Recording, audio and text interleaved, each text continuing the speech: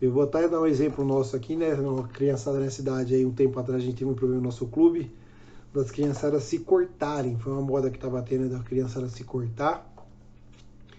E foi uma fase terrível no nosso clube. Infelizmente nós tivemos algumas crianças envolvidas nisso. E elas não contavam para ninguém, não contavam para os pais o que estava acontecendo, não contava para tio, não contava para ninguém. E elas foram contando apenas umas para as outras. Aquela fase de lealdade delas foi uma contando para a outra. Até que uma que se sentiu na necessidade de contar para uma das suas conselheiras, ela foi, conversou com uma conselheira dela, expôs o que estava acontecendo.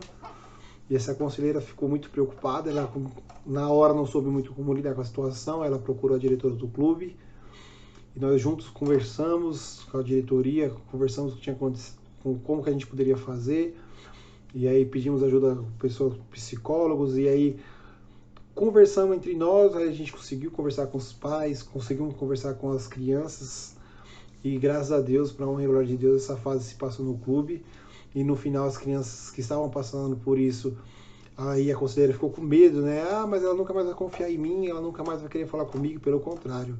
As crianças, elas estavam fazendo aquilo como um grito de socorro, né? Elas estavam querendo ser vistas e elas precisavam de ajuda.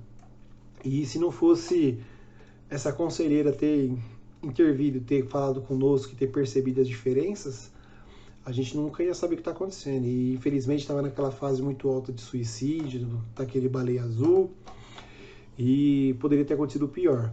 Mas para honra e glória de Deus, tudo deu certo, as crianças conversaram, depois elas pararam de se cortar, conversaram com os pais. Foi um trabalho meio duro, mas que rendeu grandes resultados. E recentemente a gente viu uma das nossas desbravadoras até comentando que estava auxiliando outros adolescentes que estavam passando pela mesma coisa que ela já passou. Então, para nós foi uma coisa muito boa. Então, nós temos que entender isso, né? Temos que entender que nós, como conselheiros, temos a obrigação de ver essas coisas e que é uma fase muito complicada mesmo. Tirando a mudança de humor, né? Sabe como é que é, né?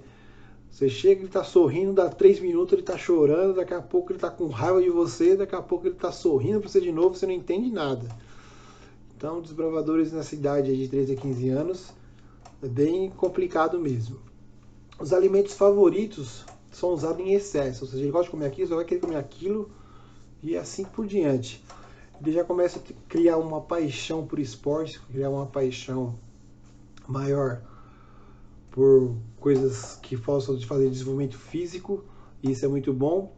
E já começa aquela fase do namoro, já começa a ser atraído pelo sexo oposto.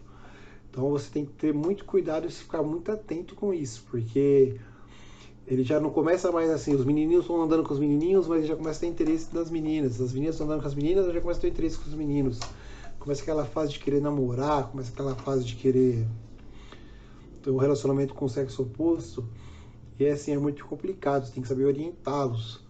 E no mundo que a gente vive hoje lá fora, tudo é muito normal, né? Hoje o negócio é ficar que tá tudo certo.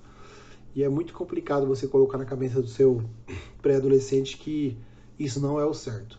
Mas com a força de Deus, você, com as palavras certas, você consegue instruí-los da melhor forma.